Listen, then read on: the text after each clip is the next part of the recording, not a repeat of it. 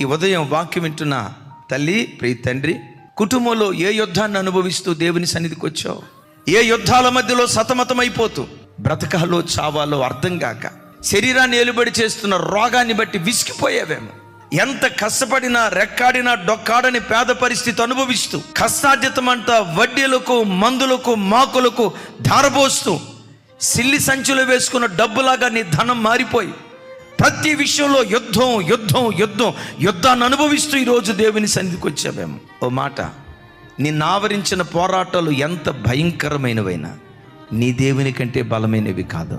దేవుని సన్నిధిలో మోకరించి, ప్రభా నా ఇంట్లో ఈ యుద్ధం ఉందయ్యా, నా కుటుంబంలో ఈ పోరాటం ఉందయ్యా, ఈ యుద్ధాన్ని నేను చేయలేనయ్యా అని దేవుని సన్నిధిలో నువ్వు మోకరిస్తే పరలోకమందలి దేవుని సన్నిధి నుండి ఆశ్చర్యకరమైన సహాయం నీ యొద్దకు దిగి రావటం ప్రారంభిస్తుంది.